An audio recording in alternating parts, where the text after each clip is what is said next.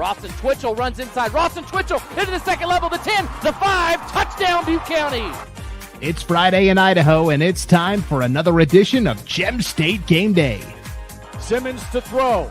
Going deep down the field. He's got a man isolated. Did he catch it? He did in traffic. What a grab by Kai Wheeler. Before you head out tonight to cheer on your favorite team, get caught up on the latest news, notes, and previews of tonight's gridiron action. Here's a snap, and it's intercepted at the 10-yard line. That's Bodie Brackenberry. Jackalow sniffed it out. Gem State Game Day is brought to you by Idaho Central Credit Union, your local Toyota dealers, and Project Filter.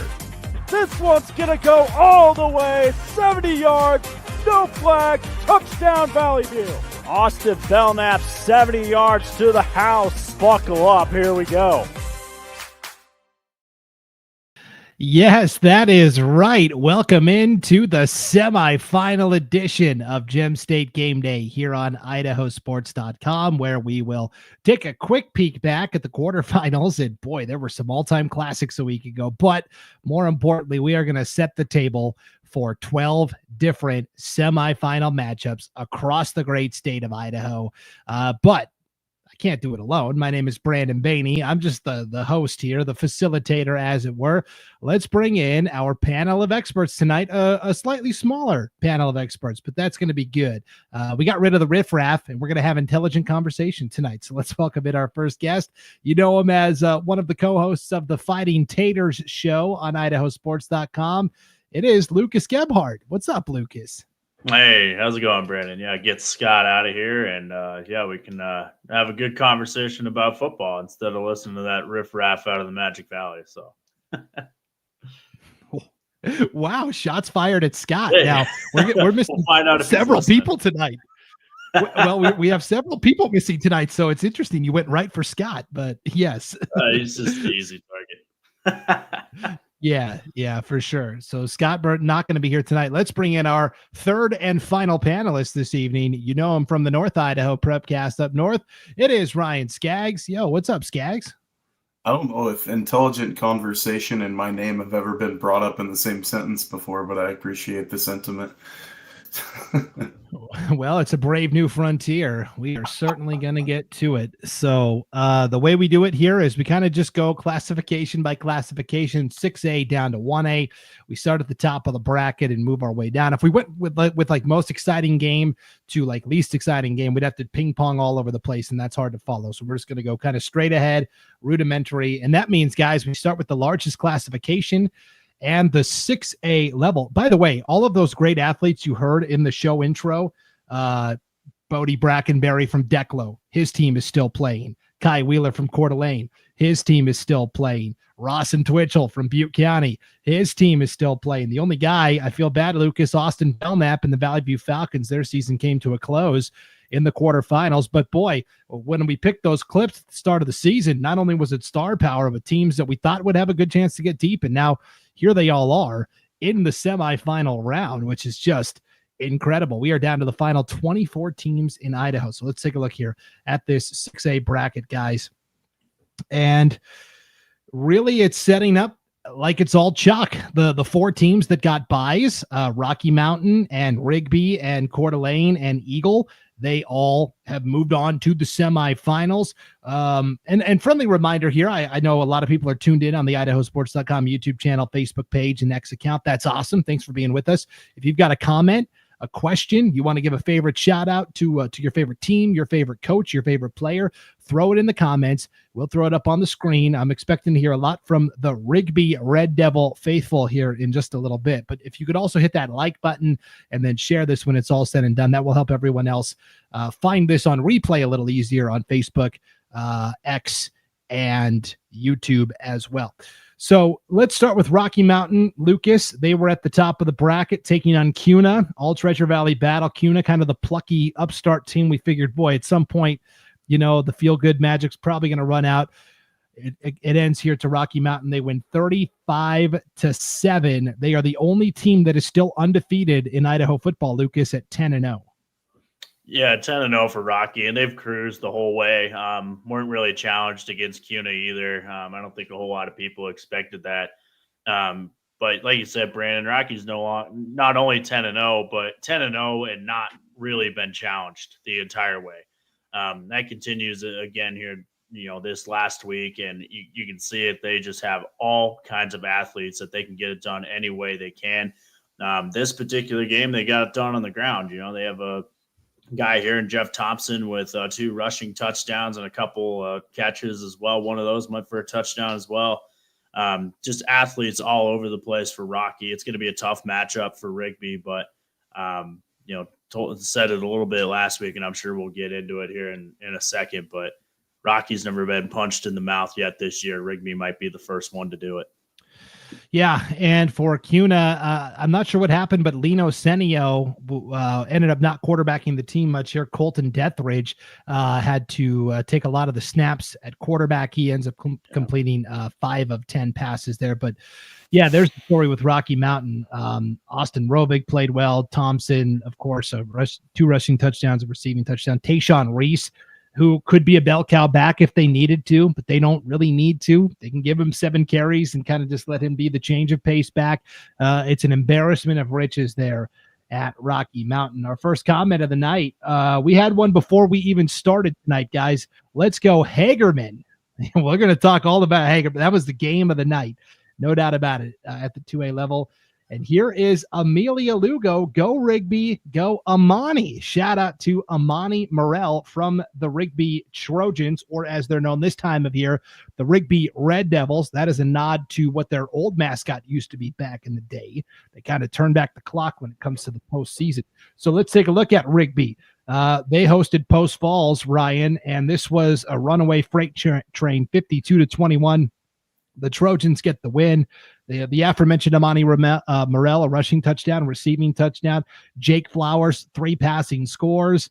Duenes found the end zone twice. There's just too many toys in the toy box for Rigby.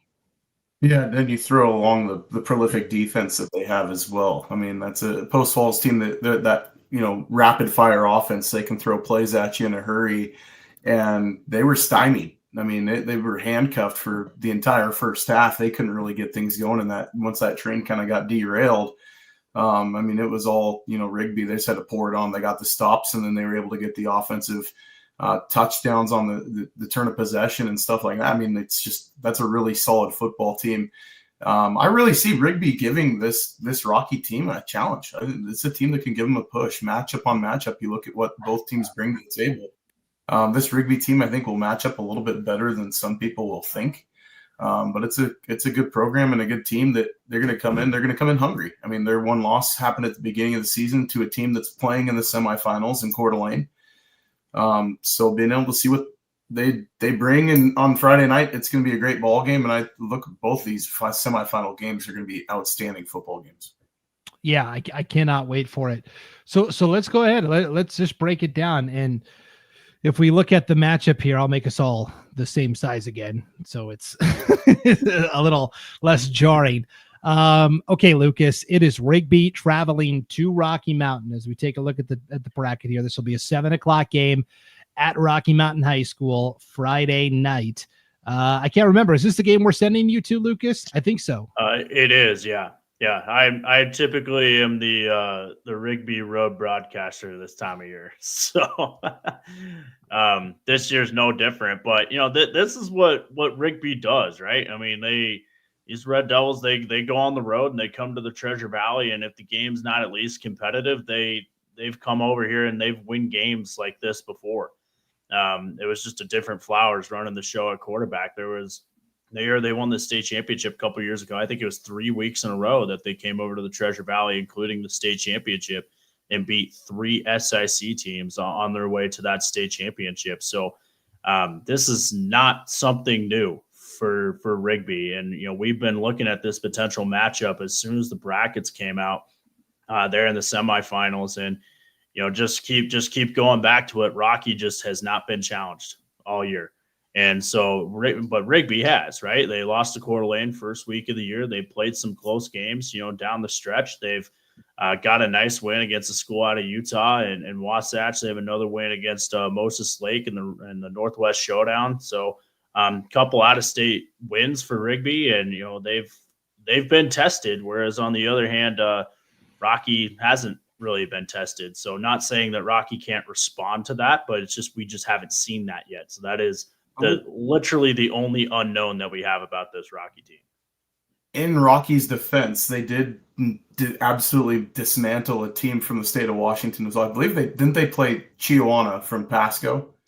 Yeah, if I'm not mistaken, in the same event. That is the number 3 team in the state of Washington that they manhandled. Sure. So yeah, I mean they're a good football program. So like it's not like they haven't played nobodies. They just haven't. I don't think they've been challenged necessarily. Chihuahua was coming. That was towards the front end of their season, I know. But you talk about they've gotten things off to the right start for them. I mean, they're in the playoffs in the state of Washington in 4A. So, yeah, I mean, but I'll echo what you said, though. I mean, like with the conference play, I mean, Rocky hasn't been pushed at all. So, I mean, you're seeing a team that's going to be hungry in Rigby. They've got like the playoff, that's just part of what they are. And so it's kind of like the blue blood versus Rocky, who I would say is one of the elite teams in the state over the last decade and a half. But, is it the same team? Because I watched them get beat up by Coeur d'Alene last year. So, I mean, this is a team that they look way different this year, and they're way more dominant. I will say that. Yeah. Last year when Rocky played Coeur d'Alene and you were there, Ryan, they had like 4 different guys playing quarterback. And then when they got to the playoff rematch, they had settled on a guy, but it still wasn't quite a polished picture. They get the transfer in this year, Austin Rovig from Timberline, and that really has seemed to really solidify things at that QB position for sure. Sam, undeniable. Yes, for sure. Sam Buffington, our great fan up in North Idaho. Thanks for this. And this is what I've learned about Ryan Lucas is he knows his stuff, not just for North Idaho, but Washington as well. So he's a guy I lean on a lot for like, hey, I just saw, Rocky beat this team. Are they any good? Is that a good win? Oh yeah, that's a great win. He has all the Washington info. So yeah. Sure. So the Chihuahua win, a good win then. Yes. That's a great win. Yeah. That would be like beating, any of our, top echelon teams. That'd be like beating Rigby. Yeah. Well, maybe they will. Who knows? I mean, that, like I said, that's just the one unknown we haven't seen from Rocky yet. And we still may not see it this weekend too. I mean, they could just come blow the doors off Rigby too. I mean, that's just what they've been doing all year. So I wouldn't be surprised if that happens too. But just something to watch, especially early in that game when Rocky hits that first speed bump. How do they respond? That's going to be something to keep an eye on. Yeah. We're not going to know how good Rocky is until the end of the season. Like if they win it all, then we're going to look back and be like, man, that's one of the most dominant teams we've ever seen go through the state of Idaho. Yeah, I think you're right. Okay, so battle of the trenches. I know it's cliche, but Rigby's got an excellent offensive line. Rocky Mountain's strength is its defensive line, multiple like D1 guys on that defensive line or edge guys, if you will. So that's going to be quite the battle too. And let's not forget Rigby, kind of the road warriors. Last week's playoff win over Post Falls was just their 3rd home game of the season so far. And that's going to be it. That's all she wrote for the Rigby Trojans here in 2024. A lot of people are saying, not me, not anybody on this panel, but I'm hearing from people that they think that Rigby Rocky Mountain is the championship. But there is another game to play on the bottom half of the bracket. And yes, I see the look on your face, Ryan. I don't agree with that sentiment necessarily. So let's talk about Coeur d'Alene and Eagle, the 2 combatants on the bottom half of the bracket. Coeur d'Alene hosts Middleton. Apparently I forgot the N in Middleton, the Middletoe Vikings, 35-21. This was kind of a back and forth game a little bit, but at the end of the day, Ryan, boy, Caden Simmons, 30 of 40 passing, 459 yards, 4 touchdowns, 3 of them to Kai Wheeler, 11 grabs for 151 yards. Middleton had no answer there, and then they actually found the most success by putting Drew Holman, who had played running back most of the year, in at quarterback, kind of a change of pace. And so I don't think Coeur d'Alene was necessarily expecting that from Middleton either, but all in all, this was a nice win for the Vikings last week. Yeah, I mean, you talk about Caden Simmons came out slinging it. Kai was flat dominant. Kai Wheeler came in that game. He was a man amongst boys. And on my stat sheet, I had him at 161, but who cares? Like, I mean, he still had 11 receptions. This is the stat that stood out to me with Coeur d'Alene. They had 10 receivers catch a pass on Friday night. 10 receivers in the game got the football. 8 of them had multiple catches. Like, I don't know if I've seen that very often in high school football games. You have that many guys that can touch the ball. And in the rushing game, they had 6 different guys rush the ball. So, I mean, it wasn't necessarily the most effective night rushing for Coeur d'Alene, but you didn't need to have it Friday night when Caden Simmons is thrown for 459 yards and 4 touchdowns. I mean, and that defense was just absolutely outstanding. Holman came in and gave them a wrinkle that, like, Coeur d'Alene, it took them a quarter to figure out to try to get an answer put together on it. And Holman did a great job, a very respectable, commendable effort in that second half. But it was the Caden Simmons, Kai Wheeler show, and it was a dominant effort. And I will say this about the Coeur d'Alene defense: that defense is elite. I mean, if there's a weakness on the defense, I might say it might be at corner, just on height, but they cover so well. They make up what they lack in size. They make up for in their ability. Their footwork is just absolutely crisp. As a football coach, former high school football coach, I look at that and I'm like, chinks in the armor there's not many. I mean, they've got 3 guys that have over 100 tackles on the year in their front 7. I mean, this is a team that if you look at a complete unit defensively, this Coeur d'Alene team is as good as anyone. You want to look at season records and people can kind of go side by side with that, saying they don't deserve ho-hum in the championship game, like you had said. But, I mean, this is a team you can't deny the fact they beat Rigby coming out of the gate this year. They did have the miss-up against Lewiston. That game, kind of looks like a black eye right now because their only other loss is to number 1 team in the state of Washington. So, you can't really fault Coeur d'Alene for scheduling up at some point. I mean, they played 2 really, really great teams and they, gave a commendable effort splitting 1-1.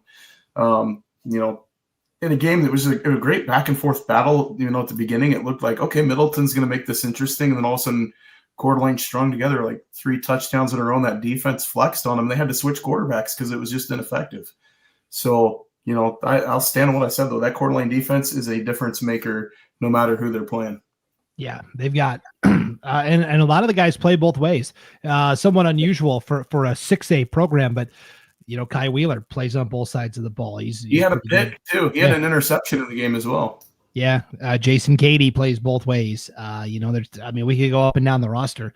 It is pretty impressive. Here's Sam. He didn't get the live notification for this until he saw Ryan's tweet. Ryan, doing the Lord's work. Thank you for sending that out and pushing that out. Doing my best here. Sam also says middle toe sounds better than Middleton. So there we go. They'll forever be known as the middle toe. Well, he got a DW. So yeah, he has it right. Yeah, that's true. Zay Zielinski says, "Go Hawks." I'm going to assume that's the Lakeland Hawks. And he's a Lakeland grad. I coached him. He's a great kid. I love Zay. Yeah, we're going to talk Lakeland here in just a second. But first, Lucas, let's talk about Eagle. This was nope, that is Lakeland. Hold on. The computer wants to jump ahead. Here we go. Eagle and Madison. This was the game of the night in the 6A ranks last week for the quarterfinals. This is the game you were broadcasting for us on IdahoSports.com. Madison jumped out to, I think it was 16-7, right? And Eagle had to come back in this one. Yeah, led by double digits. Eagle just made the plays when Eagle needed to make the plays. And that was kind of the difference in this one. There was one point in late in the first half where Eagle was down 2 scores. I can't remember if it was 14 or 10. Anyway, they were down a couple scores. They decided to go for it on 4th and probably about a half foot deep in their own territory. They end up getting it. Then they end the half on scoring on what was basically a Hail Mary, essentially, as the half expired, which was an untimed down because Madison gave them another play because of a holding call in the end zone. And then Austin Ramsey made this great pass to Gavin Crawford. You see there had the receiving touchdown. Crawford caught it at about the 4, and it was kind of intentionally thrown short of the goal line on purpose, and then Crawford just kind of barely reached it over the goal line. So that was Eagle's first touchdown of the game. But let's hypothetically say Eagle doesn't get that 4th down earlier in that drive. Now Madison has a short field with about 2 minutes to go in the first half, and Madison got the football to begin the second half. So that's kind of what I'm talking about when I say Eagle made the plays when they needed to make the plays. There were about 2 or 3 occasions on that where Eagle just made the play. And they end up winning a close one here, 22-16. Ended up taking the lead late in the game. Noah Burnham, and when Eagle needs the play, they go to Noah Burnham. I mean, this is one of the best running backs in the state of Idaho. He had an electrifying touchdown run in the second half, had another one late in the game as well that put Eagle on top. And then the Eagle defense just kind of slammed the door. And once Eagle took the lead, there really wasn't any looking back. Zach and I on the broadcast had kind of mentioned that even though Eagle was down by a couple points, it felt like they had the lead. So it just kind of felt like most of the game that momentum was with Eagle, but and as soon as Eagle took the lead, it was kind of game over for Madison. They were just kind of hanging on for most of that second half. But certainly the game of their night, especially in the 6A class, and Madison having one of their best seasons in recent history. So they had a great season, but unfortunately just fell a little bit short here to Eagle, which if they can get Noah Burnham going on the ground, they're tough as anyone to stop. Yeah, and Burnham's been doing this since his sophomore year, still just a junior. I mean, he was the leading rusher in the 5A SIC, his division, as a sophomore a year ago. And so heavyweight battle goes to the Eagle Mustangs 22-16. And so now a chance potentially at revenge. Here's Zay Zielinski. Let's go Skags. All right, well, let's go to Skags because, Ryan, this was the pivotal matchup in last year's semifinals, right? Eagle came to Coeur d'Alene. Eagle was the team that was undefeated. They hadn't lost yet. I believe Coeur d'Alene had to travel to Eagle last year because yes, you're correct. Yes. So Coeur d'Alene went to Eagle. Eagle outgained Coeur d'Alene in yardage probably 5-1. I mean, it was crazy. They at least doubled them up. But Coeur d'Alene gets that narrow win 7-6. And they move on to the championship game where they almost win against Highland, but they fall short. So Eagle's going to be very motivated, but they're going to have to come up to, and Eagle did come up to Coeur d'Alene. I think in the quarterfinals was that 2 or 3 years ago, and kind of a similar thing. They had a high flying team, and Coeur d'Alene kind of clipped their wings. No, I mean, you talk about it, Lucas. You hit it with one of the matchups. I look at it's going to be Noah Burnham in the running game of Eagle against that front seven of Coeur d'Alene, the front eight at times. And the way they play with that defense, that's Coeur d'Alene's so good against the run. I mean, if you look at the season stats, teams against the run with them, it's, they are well below their season average when they play Coeur d'Alene. So, that's an effective defense. So if I look at the X factor, is it, does Eagle go one-dimensional at all? And I don't know Eagle well enough to know this. Lucas, you'd be able to answer that for me. But if Coeur d'Alene could force Eagle they take such an effect on the run game, and it forces Eagle to be one-dimensional. I mean, that's going to play in the hands of the Vikings, because the Vikings can be multi-dimensional on offense. I mean, they got some dynamic running backs and athletes out there, but also in the passing game, you've got wide receivers like Kai Wheeler, Colby Cooey. You've got a number of guys that can get the ball. Evan Williams is another great athlete on the outside for Coeur d'Alene as well. Simmons can make you pay, and then you can kind of throw it a wrench in it, and they throw in Tanner Stern at quarterback, and they run some like wildcat stuff, but they throw out of it too. I mean, it's really tough to game plan for what they do. But I really look at it, it's going to be that Eagle, running game, Coeur d'Alene defensive line. You focus on that side of the ball where it's just going to be in the trenches. On a cold night in Coeur d'Alene, you're going to get the fog roll in. It's going to be awesome. At least the game's on turf now, not on grass like it used to be. But yeah, it's going to be, I mean, I'm stoked to have this call with Brandon Fury. Him and I are going to have a great game Friday night at Coeur d'Alene High School. Winner going to state. Hopefully Coeur d'Alene playing for the chance to host the state championship game up north too. So there's a lot at stake for the Vikings and a team that looks hungry. Yeah, and I think the X factor for this game, we talked a lot about Noah Burnham. I think the X factor in this game is Austin Ramsey, the quarterback for Eagle. He's a very mobile quarterback. He's quick, like he can scoot. But Eagle does a lot of plays where they roll him out of the pocket. They like to move the pocket with Ramsey. So, and he's a good quarterback, and he played quite a bit last year as well. He kind of split time with Davis Harson, who was a senior quarterback for Eagle last year as well. But this is his offense now. So Eagle likes to move the pocket with him. They like to get Ramsey on the run. Eagle is at their best, I think, when Ramsey plays a little freer and they allow him to kind of be a little more creative and escape the pocket and allow him to become a running threat. So make no mistake, he can sling the ball around as well. But like I said earlier, when Eagle needs a play, it's Noah Burnham, and it's Noah Burnham whenever they need to go and pick up a third down, or they're on the goal line with the game on the line. It's going to be Noah Burnham getting the ball. But Austin Ramsey is a guy I feel like is going to play a big role and a big X factor in this game with Coeur d'Alene, just because of what you just said there, Skaggs, so Eagle doesn't become one dimensional. So if they can create a little balance, that might free something up, especially when you don't put 8, sometimes nine guys in the box to stop a running back like Burnham. Yep. Okay, guys, let's create some bulletin board material. Let's publicly declare who we like to advance to the championship. I think we're going to get a rematch of that season opener. Give me Rigby, give me Coeur d'Alene. That's what I'm going with. Ryan, what do you got? I'm going to go rematch of last year's quarterfinal. I'm going to Rocky Coeur d'Alene. Lucas? Yeah, I like Rocky, but I think it's close. I think that's going to be an absolute classic between those two teams. Man, this one's tough too. I'm going to go Coeur d'Alene.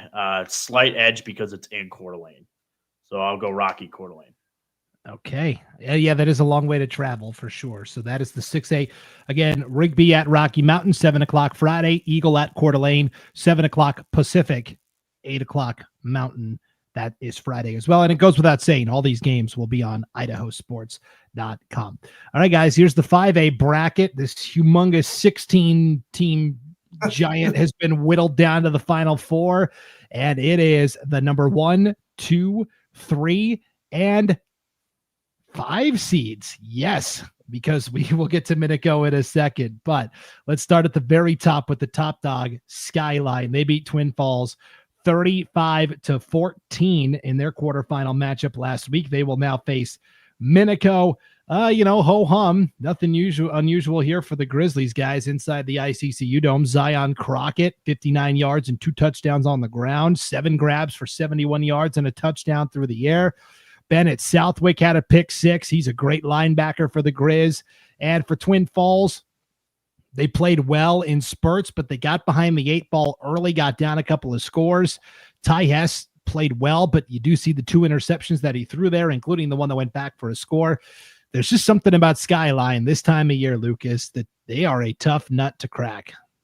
Yeah, tough nut to crack. And ICCU Dome or Holt Arena, it's basically a second home for Skyline. They love playing down there in the playoffs. So Twin, I thought, played fairly well in this game. They were just a little bit outgunned here by Skyline. Skyline's just an absolute juggernaut. But I thought defensively, especially in the first half, Twin kind of hung in there. And then Skyline kind of extended the lead a little bit late in that one. But I said going into this, Twin needed to keep the game in the 20s. And you see there Skyline with 35 and the pick 6. So you do those two things. It's just tough to beat a Skyline team when you give up a pick 6 as well. So, too many turnovers here for Twin and Skyline kind of doing what they do best in the dome that they love best, if you will, as well. Yeah, the Twin Falls team that was banged up a little bit here at the end of the season, just ran out of steam a little bit. Sam Martin, a rushing touchdown and a receiving touchdown for the Bruins in the loss there. And Skyline will play the Minico Spartans. Whoo, boy, Ryan, 41-35 in triple overtime. The defending champions from Bishop Kelly knocked out by Minico on the road. Hey, Preston Sonner Cranny, he might be the 5A player of the year. 236 rushing yards, 4 touchdowns in the win. That's like the second big performance in a row for Sonner Cranny here in the playoffs. Yeah, I mean, and we talk about a running back up north in 5A, but this guy's having himself, you talk about a season, this guy's a career in 1 year, 236 yards, 4 TDs in a state quarterfinal game against the defending state champion Bishop Kelly. And you look at the stat line for Bishop Kelly and you're like, man, if I'm throwing for 100 or 261, running for 127, I'm going to give myself, 90% chance we're going to win that ball game. 4 TDs on passing, 3 rushing. And it's like, no, Sonner Cranny's like, not so fast, dude. I'm going to go 236 just on the ground. You talk about in that amazing ball game and doing some scoreboard watching during that Coeur d'Alene game. And luckily our game starts later up north. So I got to kind of tune into some of the games down south that happen in the mountain time zone. And this was the game that I was glued to because I could just see it going back and forth early. And you know, it had all the inklings of like, this isn't gonna be done in regulation. You could kind of tell that around halftime that these teams were throwing haymakers at each other. And you know, Minico comes in very spirited effort against PK. Do they have enough firepower? Does Sonner Cranny have enough gas left in the tank as they take on Skyline? You know, it's a Skyline team that it's, you know, you talk about November. It's like, you know, no place like Dome for them. They play, you know, at what is that? The ICC arena. It's like Skyline South for them. They go down in there and it's, you know, home cooking every time they step foot in the Dome. It's usually spotting them 14 points, as we would say if you're taking them on down there. So Vinico's going to have their work cut out for them, but they've got a bell cow back at Sonner Cranny that you want to talk about putting a game on someone's back. I think that's the guy that, if they're going to beat, you know, the number one team, that's the guy that would take them to the promised land. But they're going to have their work cut out for them for sure. But that was a great win against BK. Yeah, and Braxton Trankel, the Minico quarterback, 10 of 18 passing, 2 touchdowns, did throw 2 picks. He is the younger brother of Brevin Trankel, who was the Minico QB for so many years. Now it's the next Trankel. And I look at that stat line, Lucas, 10 of 18. That's the kind of stat line Bishop Kelly is used to having from Benevilla. As soon as I saw that he threw the ball 44 times, I was like, boy, yeah. Bishop Kelly's game plan went sideways. Yeah, anytime a Bishop Kelly quarterback, pretty much regardless of the era, is throwing the ball 44 times, something didn't go right. And so, you know, hats off to Bishop Kelly with, you know, the state coming off their state championship last year. This is their first 5A loss in the Kriner area. So, you know, that's, you know, a great run for them, but just outlasted in triple overtime. And you kind of see these two teams, Bishop Kelly having to deviate a little bit away from their game plan and having to throw the ball 44 times, whereas Minico was right at home and rushing 236 yards, 4 touchdowns for Sonner Cranny. So those two stat lines right there just show you which team was comfortable and which team wasn't. Yeah.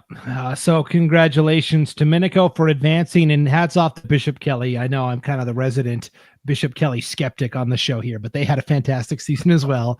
9-2 finish for Coach Chris Kulig and the Knights. Okay, let's get to it, guys. Here at the bottom half of the bracket, Jason Weil says, go Lakeland Hawks. Okay, really quick, before we get to that, guys, one more comment here. I'll put it up on the screen. This is from Jeb Harrison, and Jeb's really plugged into that East Idaho football scene, so he knows. Jeb says, playing Skyline comes down to 5 minutes. If Minico has a bad 5 minutes, it will be the end of the game for them. That's been the situation for most 5A teams this year. They play them tough for 43 minutes, but a bad 2 to 3 series stretch can break a team. And that is probably true for that's spot on, I think. Yeah. I've seen it for Lakeland. I mean, firsthand, when Lakeland had to play against Skyline, what was that, 3 years ago in the Dome down there? Lakeland led most of that game and then ended up having a bad 5 minute stretch where they gave up 4 scores in 5 minutes, and it was the death kiss to them. I mean, it was, yeah, he nailed it. Jeb nailed it.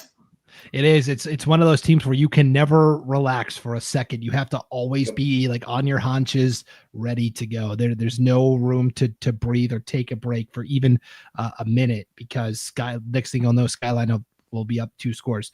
So very good insight from Jeb, and I'm looking forward to his comments throughout the show as it pertains to 5A and 4A football especially. Okay, so the bottom half of the bracket, it is Lakeland, it is Hillcrest, the 3 and the 2. Let's start with Hillcrest, guys. A nice tidy win over Blackfoot, 35-7. We talked about it. Blackfoot was one of the few teams remaining in the playoff field that actually had a negative point differential on the season, so you were like, okay, probably getting close to the end of the line here. Austin RV does throw a touchdown to Porter Hershey, but it was late. Look at the passing here, Lucas. Tyson Sweetwood, 17 of 20, 230 yards, 2 touchdowns. Oh, by the way, Titan Larson rushes for 111 yards and 2 scores. Hillcrest, to me, is a team that is getting like no fanfare whatsoever. They were a field goal away from winning the championship last year. They're very motivated to get back this year. And Tyson Sweetwood, I think, is one of the most unheralded quarterbacks in the state. Yeah, I totally agree. I got a chance to watch Sweetwood in the 4A state championship last year when they lost to Bishop Kelly. That was, I have to think, it was his first start as a high schooler coming in the state championship, right, with their quarterback out with the thumb injury in last year's state championship. But I'm kind of with you, Brandon. I'm kind of on this Hillcrest bandwagon now. They come into this game with a gunslinger as a quarterback who just threw for an 85% completion percentage, and it doesn't matter who you're playing. It's a state playoff game. Completed 85% of his throws. You have a guy here in Larson who's over 100 yards and 2 touchdowns, so you have the running game going as well. So that's balance right there. And that's something that not a lot of teams, you get to this point of the year, there are some teams that have them. Hillcrest is one of them, but that's something that you don't always see in high school football is the ability to balance it that well. So I'm with you. I really like this Hillcrest team. Here they come into the state semifinals again. This is a hungry team that's getting ready, that wants to get back to the state championship after being literally that close last year against Bishop Kelly. It's a team that's got a chip on their shoulder without a doubt. Yep, for sure. The Hillcrest love is pouring in, guys. Here is head coach Brennan Mossholder. Go Knights. Thanks, fellas. What he's been able to do, he came over from Oregon in his 4th year now coaching Hillcrest, has just done a fantastic job building up this program. Mike Williams on X says, go Knights. Ty Sweetwood is the truth.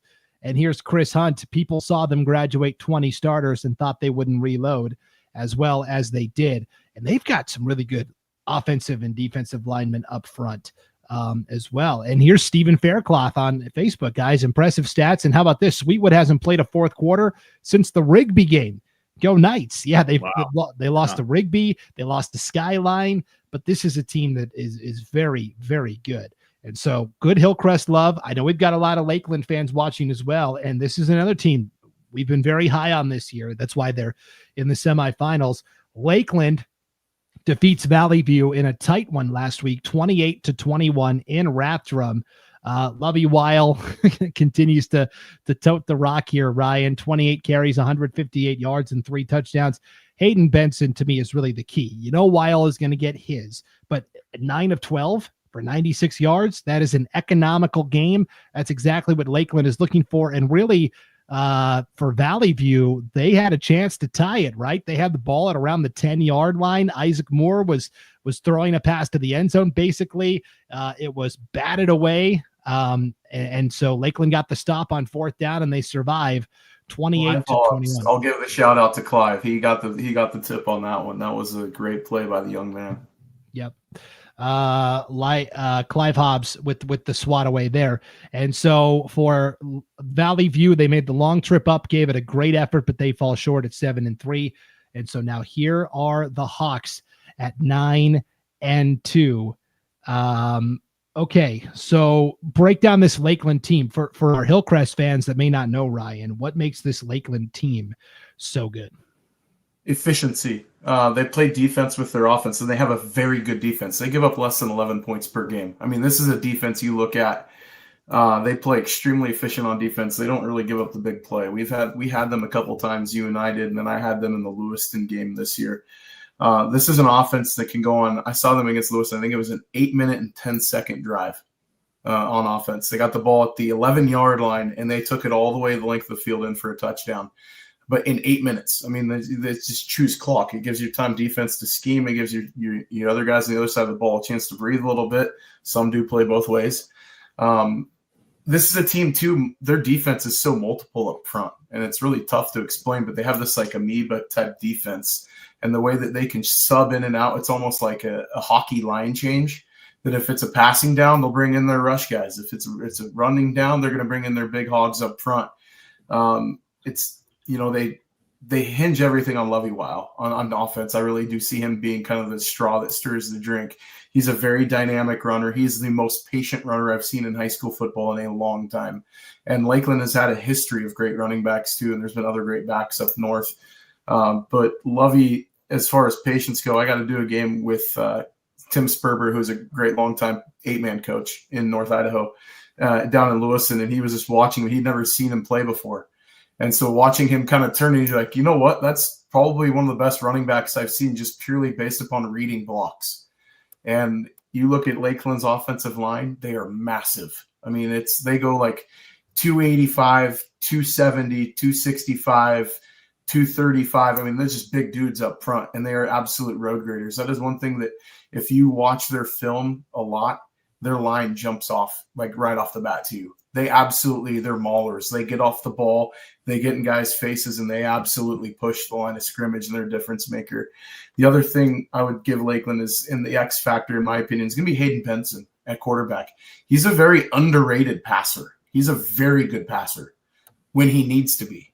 They don't always need him to be that. They just need him to be Hayden Benson. And the one thing is, he can do it with his legs. I mean, Lovey's going to get all the attention. Hayden went off for almost 100 yards in that Lewiston game just because Lovey gets so much attention. And Hayden doesn't give up the football either. He's a wise passer. He doesn't force it. He's very smart with his placement on the ball. And he throws a good ball, but he's got some targets too. I mean, there's guys like Jace Taylor on the outside. Jace is a difference maker on the outside with some of that speed that they've got. They've got some big targets offensively. It's not a one-trick pony with Lovey Weil, and that's it. They've got some legitimate weapons on the offensive side. And if you're playing November football with a great offensive line and a really solid defense, you're going to be in every single football game you're in. Yep. Part of that passing game, Zay Zelensky in the chat. Jace Taylor got hands for days. He's a great wideout for that Lakeland team for sure. And you're right. They're very amorphous on defense. I've seen Carter Vanek play nose guard a lot this year, the 6'5", 300-pounder, but I've also seen them go with a smaller, like 5'8", 220-pound nose guard. Yes. Wide receivers in there. And I just love the multiple looks that they can give there on that defensive line. Here's what Jeb has to say. He's got a comment about Hillcrest and then a comment about Lakeland, and then we'll make our picks, guys. Jeb says, I think Sweetwood is the best QB in Idaho Falls. Hillcrest does not make mistakes. Really sound team in all phases. Lakeland does have firepower. Talked to Tom Harrison when Weezer got beat by Lakeland. That was a game you and I both were broadcasting, Ryan, earlier this year. And Coach Harrison said Lakeland is the real deal. He said if teams come to play Mike Schroeder, the Mike Schroeder coached Lakeland Hawks, they better be damn good. And this is going to be a damn good game, guys. Pardon the swearing, but let's set it up. Yeah. Let's look at this bracket. It is Minico versus Skyline inside the ICCU Dome Saturday at 1 p.m. And then it is Lakeland at Hillcrest Friday night, 7 o'clock at that beautiful new field that Hillcrest got just this season. I love it. Hillcrest says, let's play outdoors. Forget the dome. We want you coming to our place outside in the elements. And so, guys, what is your championship matchup going to be here? I'll go with Ryan first this time. I'm going to go Skyline, and I'm going to be the homer and go Lakeland. I have a hard time choosing against this Lakeland Hawk team. They're just, I don't know, like every time they need the ball to happen, the bounce their way, it seems to have been taking place this year. You know, their losses to Post Falls, that was a game that we had that was insanely close. They lost to Frenchtown, which is, I believe, the #1 team in single A in Montana right now. That's not a bad loss either. So, yeah, I'm going to give me the Hawks, give me Skyline in the championship game, a rematch of a game I think it was like 2 or 3 years ago. So I won't say team of destiny, but this Lakeland team is so stinking scrappy. I can't pick against them right now. Lucas? Yeah, at the top of the bracket, I'm going to go Skyline up there. Skyline at the Dome Saturday. That's comfort zone for them. I just have a hard time seeing Minico try to keep pace with Skyline, kind of similar to what we said last week with Twin Falls. So Skyline at the top of the bracket. Boy, this is going to be a good one down here. I will take Hillcrest, though, and I'm just going to give the difference to the quarterback position. I just think Sweetwood's one of the best quarterbacks, not only in 5A. I think he's one of the best quarterbacks in the state. Kid's just a gunslinger, so and kind of a long trip for Lakeland, so maybe a little bit of slow legs for them early in the first quarter. But, you know, if Hillcrest is 2 minutes row game on the line, I like Hillcrest and then Sweetwood that back there at quarterback. Okay, and I will take the All-East Idaho final as well. Skyline and Hillcrest. Lakeland is in the semifinals for the first time since 2007, guys. They have not been to a championship game since 2001. So this would be like kind of history making for Lakeland a little bit if they were to get there. Of course, Skyline and Hillcrest have been there fairly recently. I mean, Hillcrest last year, Skyline the year before. And for Minico, guys, this is Minico's first trip to the semifinals since 2022. They have only been to one championship game in their history. came back in 2017. They brought home the runner-up trophy. So they have never won a state championship in football either. It's going to be a lot of fun. Zay says Lakeland versus Skyline. Good pick, Coach Skaggs. And here's Paul Ward, all East Idaho state championship. So Paul's with you and me, Lucas.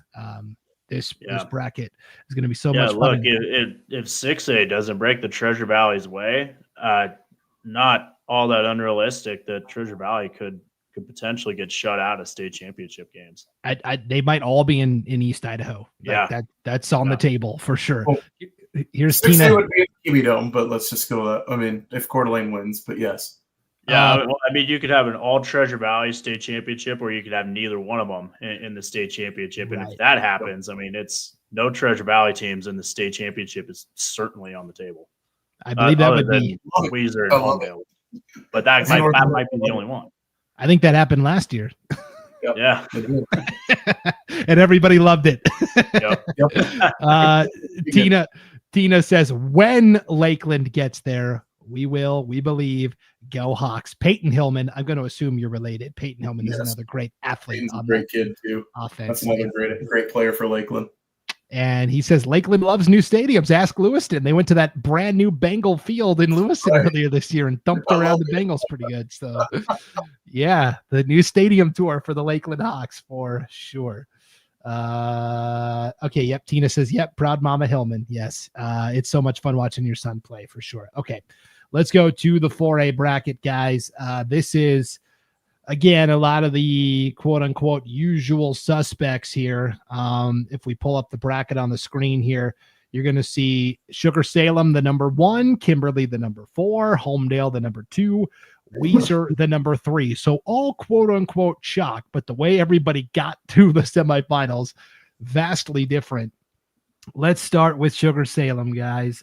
Nope, that's Skyline. Sugar Salem ended up having to play Snake River. This was an all East Idaho game inside the dome, the ICCU dome in Pocatello. Sugar wins this one pretty handily, 49-7.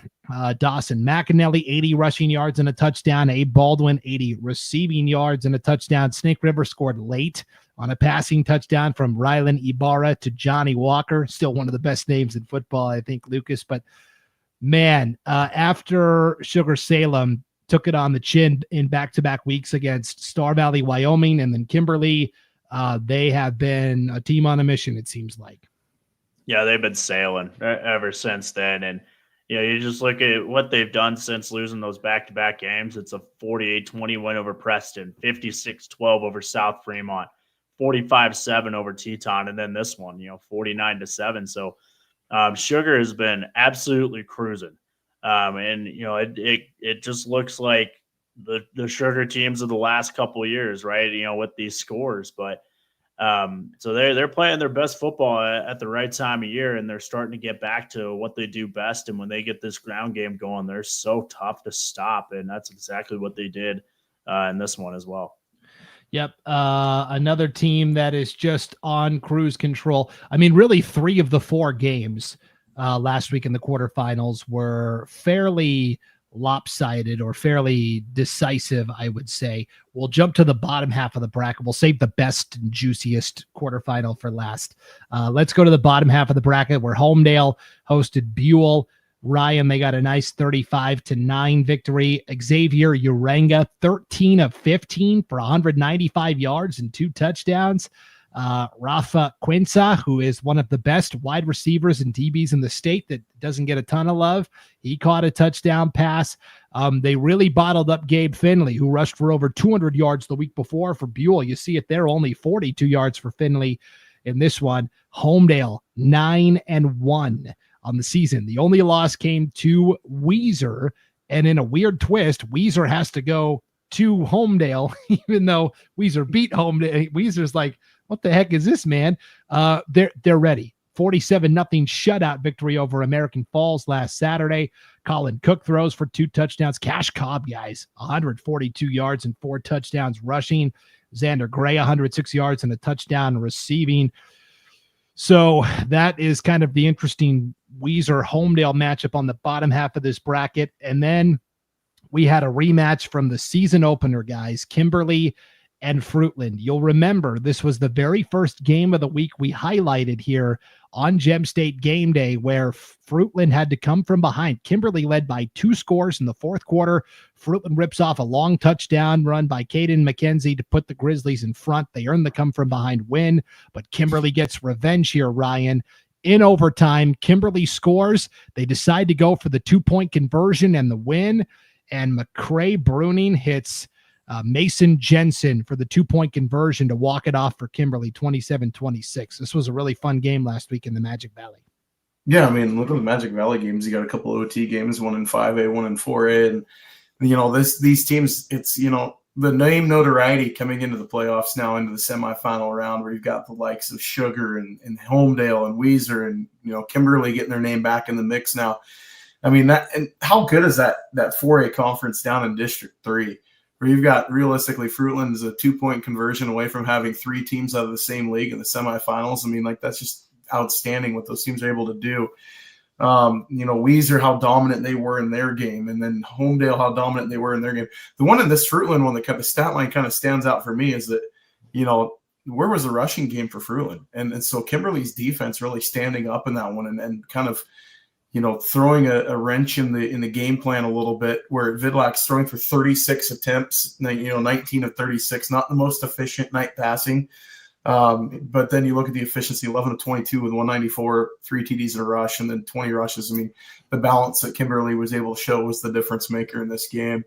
And going into the semifinal round, with the bracket the way it is, I mean, there's going to be 2 dynamite ball games. I see these being really good games. Weiser, is a team that we saw at the beginning of the year. They're a different team than they were when they played Lakeland, or just Lakeland was that good. I don't know. But, they've been dominant since that Lakeland game, and they really woke things up. And Homedale's another team that, we know what they've been in the postseason. And Sugar has been not the perfect Sugar team that we've seen in years past. They've shown some chinks in the armor. So we could have a really interesting state championship game. These 2 games could be really, really exciting. I mean, this is a parity-filled, I think, bracket in this one, that you have the name notoriety, but it might not be the order that everyone expects. Yeah, this just to wrap up this Kimberly Fruitland game. The score at halftime, guys, was 12-5. Kimberly led at halftime 12-5. And so runs in a triple. All right. Yeah, just one of those weird games for sure. But boy, Kimberly coach Joe Dilly going for the 2-point conversion in overtime gets the win. Fortune favors the bold. And Ryan, you kind of did an eloquent job of setting it up here. Let's get caught up in the comments really quickly.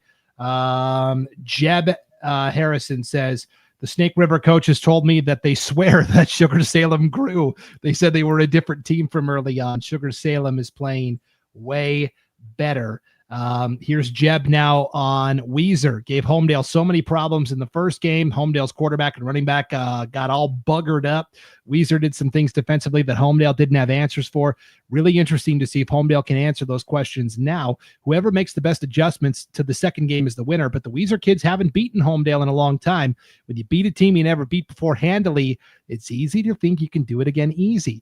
Not the case. Now he's got Weiser in this game. And here's Matthew Arnold, who is from McCall Donnelly. McCall played both Homedale and Weiser. Not sure Weiser can go 2-0 against Homedale. They are stout on defense and bullies on offense. Should be a great game. So let's pull up that bracket again, guys, and let's just talk about the matchup at the bottom first, and then we'll circle back to Sugar and Kimberly on top. What is the key to this game between Homedale and Weiser, Lucas? What do you reckon? I think it's exactly what Jeb just touched on there. Can Weiser have enough focus to do this 2 times in 1 year? How do they come out in the first 6 minutes of this game? That's going to be something that I'm looking for. Is Weiser coming in like Jeb had kind of been saying, hey, we beat these, we smoked these guys, just a couple weeks ago. We have this. Where do they come out razor focused like they did in that game where they ended up beating Homedale? So interesting thing about it is it's at Homedale, right? And that last game was at Weiser. I know those schools aren't too far apart from each other, but I do think a part of that does matter. And I think it actually helps Weiser in this case, because there's just something about going on the road that just gets you a little more focused to play, especially for I know Homedale usually plays Saturday. Is that a Friday or a Saturday game? I can't see. Friday. Friday Okay. at 7. Yep. Okay, so I mean, take this to the case of Friday. You get off school or however their routine works, and you just kind of get into that routine a little bit earlier, right? So I think playing on the road, as weird as it sounds, actually helps Weiser in this case. That being said, I've been on this Weiser bandwagon. I've seen him play a couple times this year. I love Weiser this year. I mean, people have kind of been, not trying to say doubting them, but I mean, kind of, right? I mean, they've been the best team in the conference all year. And, I've said, I don't know what else they need to do to prove that they're the best team in this conference. And, here you go. Maybe they have to beat Homedale one more time and have to go on the road to do it. But I do really like this Weiser team. That being said, I think this is going to be an absolute nail biter. That's going to come down to the very end. Yeah, I think that first loss of the season to Buell really poisoned people's perception of Weiser a little bit. And then they lost to Lakeland the following week and they were 0-2. Well, hey, guess what? They haven't lost since. So, I mean, they got it figured out. That is for sure. And that was something that in the parking lot at Lakeland, like one of the Weiser kids walked by and I was like, hey, you guys are a scrappy bunch. Like, I look at you and all the intangibles are there. And I was like, I don't know how a team like you guys are 0-2, but I can see you guys having a great year. And he said, the only thing Lakeland did to us besides winning the game was piss us off. And I'm like, oh, okay. All right. Like, they're going to be okay. And he was right. Like, here they are. So, yeah, this is a team that, you look at what they have, the intangibles are there, the size is there, offensive line, they check the box. So Homedale's another team that, talent's there, like the leadership there. So 2 really, really good teams going at it on Friday night in Homedale. It's going to be a great ball game. Yeah, I don't really need to say anything else. I mean, it's going to be an awesome ball game down in District 3. You got yourselves a dandy. The real key in that first game, guys, Weiser got up 17-0. They end up winning 30-6. Uranga for Homedale was 9 of 16, 131 yards passing, 1 touchdown, 3 picks. I mean, that's the key right there. You throw 3 interceptions, especially against a good team like Weiser, they're going to make you pay. Conversely, Uranga last week in that win, 13 of 15 passing, really took care of the ball. So I'm interested to see how Uranga attacks this Weiser defense the second time around. For sure. And then let's go back to the top guys, because this is a rematch too. Sugar Salem and Kimberly may forget, but Kimberly beat Sugar 17-14 earlier this year. Came on a walk-off field goal as time expired. A big league kick from Eduardo Paz, the junior kicker for Kimberly. And this is a game that I think was 7-0 for like most of the game. And then like all the scoring happened in the fourth quarter. It was 7-0 Sugar all the way up to like the 11-minute mark of the fourth quarter. And then Kimberly scored, and then Sugar scored, and then Kimberly scored, and they got a fumble. And then it was just a wild. Kimberly scored all 17 of their points in the fourth quarter. So that's just insane, Ryan. Now that said, Sugar Salem is going to be very motivated in this rematch, but can Kimberly catch lightning in a bottle twice here? Yeah, and they got their work cut out for them. You're playing Sugar in November. I mean, that's a team that, those kids from 6 years old on up will tell you that, like, they've been watching Sugar Salem football in November and since they can remember. And, they're just trying to follow suit from the kids that played in front of them. And that's a program that just breeds success. And I know Lance will talk to you till your ears fall off about the Sugar Salem team and how good they are, and teams from 1979 that, somebody went on to play at BYU and everything else. And I love Lance, but it's a program that I got to watch with my own eyes finally in person last year when they came up north to play Timberlake. And, as a whole, the way they operate, it starts from their stretch line and it starts to when they walk on the bus and the game's over. I mean, like, it's just success is built into the DNA of these kids, and Kimberly's going to have their work cut out for them on Thursday night. Yep. A couple of comments in the chat here, guys. We were talking about that Homedale Weiser matchup when Uranga threw 3 picks. Jason Higley says he actually had 4 interceptions, and Homedale had 2 fumbles that led to touchdowns on Weiser's end. And Matthew says, yeah, that was a super windy night. It threw the throwing game off a little bit on both sides, which should be clear. Colin Cook also threw an interception for Weiser in that game. Doug Swanson says, crap, did I miss 6A and 5A? You did, Doug. But here's the nice part. You can always go back anytime once we're done and watch this on replay at the IdahoSports.com YouTube channel, Facebook page, X account. And so if you're watching this live tonight, if you could hit that like button and then share this when it's all said and done, it'll help people like Doug find it a little easier on replay, because there's a lot of, cat videos and political stuff and whatever is else happening on social media. So if you like it, that'll help the algorithms and help people find this replay a little easier. Doug also wonders, when is the last time a team beat Sugar twice in one season? That I don't know for sure. If I had to guess, and Lucas, you lived in East Idaho for a little bit, so maybe you would know, but I got to think like maybe Shelly, when Shelly was at their heyday, 10, 15 years ago, maybe they were in the same conference as Sugar. Maybe they met him in the playoffs. Well, it's been a minute since that happened. It's also been a minute since Sugar's lost twice in a season. So, right, just in general. You probably got to go back in the archives to find that one. I don't know it offhand, but whoever's on that game, that'd be an interesting tidbit to throw in the pregame, right? Mm-hmm. All right, let's make our championship picks.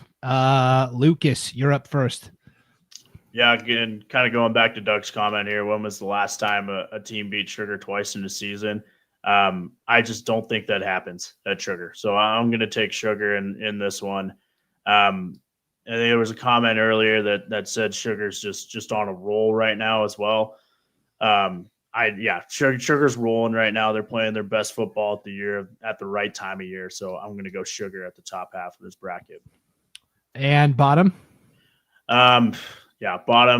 I'm going to take Weezer just because I've been on the Weezer bandwagon since I first saw them beat Homedale back in September. Both comments there by Matthew, and there was another one as well, Jason, where he said there were 2 fumbles, and both of those were bad snaps by Homedale that ended up resulting into touchdowns as well. And then it was a super windy night that night as well. So I do think Homedale is going to play a much better game this time around than they did last time around. That being said, I just think this is the year of Weezer. I just think people have been doubting them all year, and they've been proving guys wrong all year. And I think they do it again. So I'm going to take Sugar Weezer in the championship. Okay, that is what I've got as well. I've got Sugar and I've got Weezer.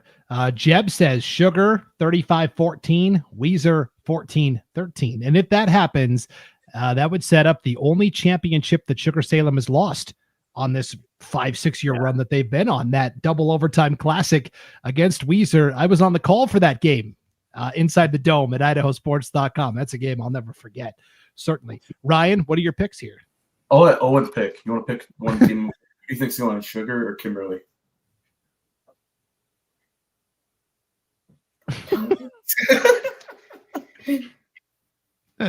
Okay, Sugar on the top. We'll take Sugar Salem, and then we're gonna echo chamber here. Cash Cobb is gonna be a difference maker. I'm gonna take Weezer in that game, so I got Sugar and Weezer playing the state championship. Wow, nobody picked Homedale. I thought one of you two would go Homedale. That's partially why I went Weezer. I get the bulletin board for the week. Yeah. Oh, you got to just prove my point that people are doubting them now. We've all of us took Weezer. Wow. Okay, that is interesting. Doug says Sugar Homedale, and Jeb found out the answer, guys. The last time Sugar lost to the same team twice in 1 year, guys, it was the year of Taylor Swift's first album. No, that's not true. He's just joking. Yeah. Yeah. Matthew says Kimberly and Kimberly. Ooh, I like it. Spicy. Okay. Kimberly and Homedale. Cool. Spicy pick. All right. Cool. All right. Okay. We're going to move on to the 2A bracket. Ryan, if you've got to go, that's totally fine. You can duck out Owen wanted to hang out with us if that's okay. Absolutely. What's going on, Owen? Not a school night, right? It is a school night. Okay. Okay, we'll go quickly. He's an hour behind us. That's true. Pacific time zone. Okay, guys. Let's pull up this 3A bracket where we have 3 of the 4 teams in the semifinals all boast 9-1 records, and they all have beaten each other. Aberdeen, Westside, Declo, all from the same conference, all 9-1. Aberdeen beat Declo this season 8-0. Declo beat Westside 6-0. Westside beat Aberdeen, I think it was 7-6, 14-12, something ridiculous. I mean, this is just insane. So you've got Declo and Firth in the first semifinal, Aberdeen and Westside in the second one. This is going to be, I believe, a doubleheader inside the ICCU Dome on Saturday. It is 4 o'clock for Declo and Firth, 7 o'clock for Westside and Aberdeen. So let's start with the Hornets, the top dogs in this bracket. They had to play Nampa Christian last week in the quarterfinal round. This was actually a fairly tight game, guys. Declo gets out of there with the 19-14 victory, 63 passing yards, 212 rushing yards in this one, Lucas. But, let's give a quick tip of the cap to Nampa Christian. They hung tough with the number one team in the state.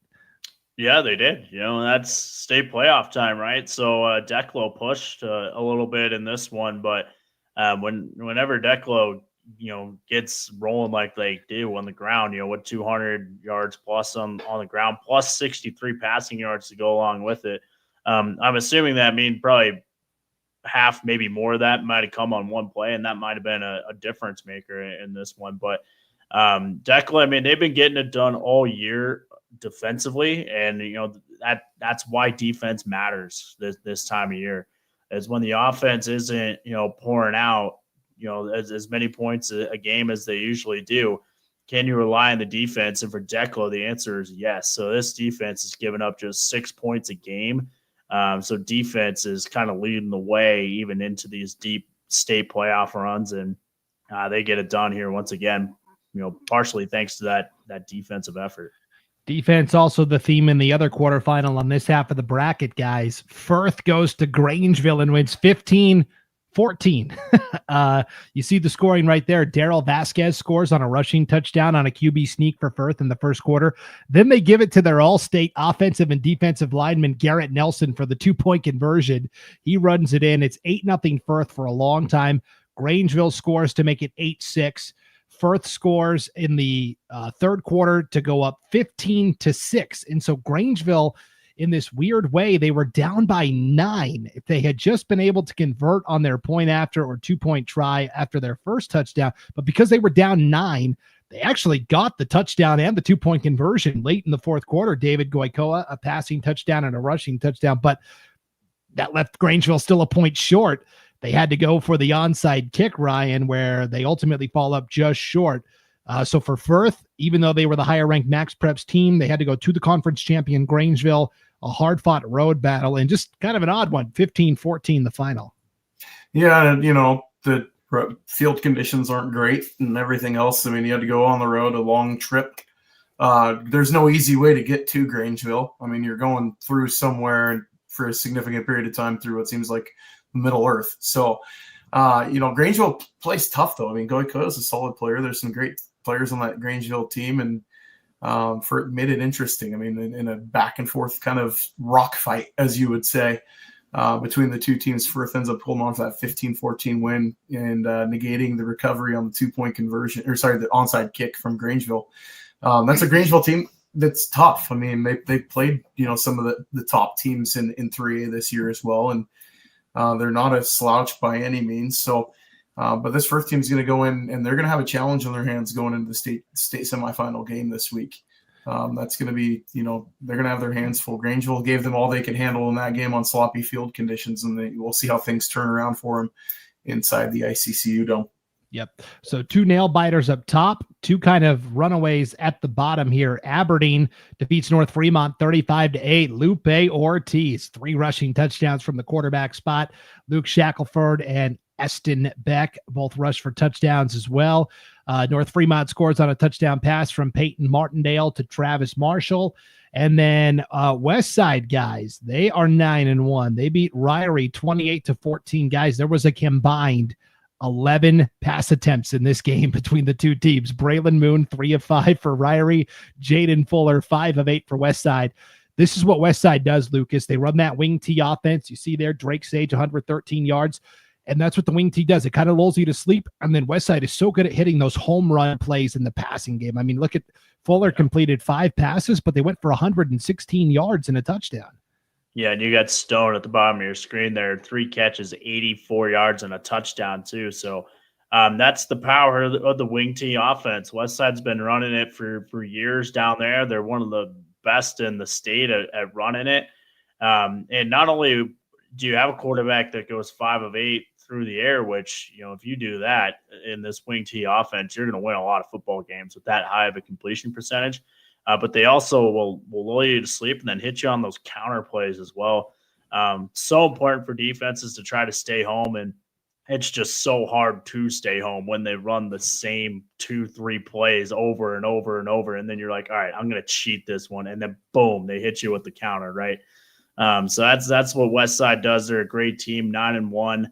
One of the blue bloods, if you will, in this classification, and they're right back here, right where they wanted to be at the start of the year. This is where they expect to be. And shout out to Ryrie. They had it within a score in the fourth quarter. They just couldn't quite stop Westside when they needed to. Rafe Newton, 148 yards. Coulter Lewis, 140 yards. Each of those guys rushed for over 1,000 yards this season in that run and Ryrie backfield. So it does set up the semifinals, guys. And here is a comment from Jeb in the chat, guys.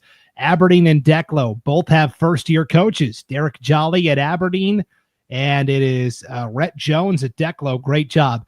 As a coach who beat Coach Tyson Moser once at Westside and got thumped twice, good dang luck. Coach Moser is a great coach. Great coaching shows up in November. And then he adds, I hope either one of those teams bounces Westside. Talking about Aberdeen and or Declo potentially. But let's not forget about Firth either. I mean, Firth has played Westside in some classic battles over the years, including in a couple of championship games. And so it wouldn't surprise me if Coach Rigo Vasquez has a trick or two up his sleeve for the Firth Cougars here against Declo. So let's break it down. Ryan, let's start with this Declo Firth matchup up top. Declo plays a lot of low scoring games. They kind of hang their hat on their defense and their running game, but so does Firth. It's kind of like the Spider-Man meme where both teams are kind of pointing at each other. Yeah, I'm going to take Declo in this one, though. That's a team that you look at defensive efficiency and the way that they're able to turn the game with that defense. I'm going to take Declo in a tie game. I mean, it might be like 9-6. I mean, it's going to be crazy. Actually, I don't know. I don't think anybody gets a field goal now. I'm going to say we'll go 12. Yeah. 12-8. I'll go 12-8. I'll take a 12-8 victory. 12-8 Declo. Okay. And then Aberdeen and Westside on the bottom here, guys. I mentioned in the regular season, Westside did defeat the Tigers, but it was close. And really all three of these teams, Declo, Westside, and Aberdeen, were all really, really close throughout the season. They beat Aberdeen 14-12 the first time around. Lucas, what do you anticipate in the rematch here? Yeah, I anticipate another really tight game. These are two teams that, aren't too fond of each other. Going back to my East Idaho days when I was doing games out of Pocatello, these two teams, I mean, this is must-see football when these two teams get together. This is Westside, Aberdeen. These are two East Idaho programs that love to run the ball, love to play great defense. I think we're going to see exactly that in this game. I think it's going to be close. I think not just this game, but the first Declo game as well. I think both these games are going to come down to who can convert on the 2-point conversions. Might be 4 combined touchdowns between these two games. But we'll give, let's say 1 touchdown to each team, right? And then who can hit on the 2-point conversions. I mean, that's how good these defenses have been. Aberdeen's given up just 7 points a game. Declo's given up 6 points a game. Firth, 12 points a game. And the Westside, 13 points a game. I mean, that's how good these defenses have been. So I think both these games are just going to be, one in the trenches and one from the 2-yard line in. Yeah.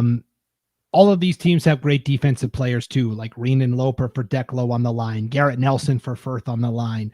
Aberdeen's got Tannen Nelson at linebacker. Westside's got Rafe Graves. I mean, a star power up and down the lineup. I officially will take Declo and Westside. I really wanted to pick Firth, guys, but Declo has been my number 1 team all year. I voted them number 1 in the preseason media poll. They have never vacated that number 1 slot in my poll. So I'll go Declo and Westside. Ryan, what does Owen think? So I picked the top one. You can pick the bottom game. Who do you want, Aberdeen or Westside? Because I really don't know who to pick either. They might have to change the turf out at the ICCU Dome after these two games. They're just going to wear them out between the hash marks. There will be nothing left of the field by the end of these two football games because the way they run the ball. But who do you got between Aberdeen and Westside? Tigers versus Pirates. He's going to go Pirates. So we're going to Declo Westside for a state championship game. Arg. Lucas, what do you got?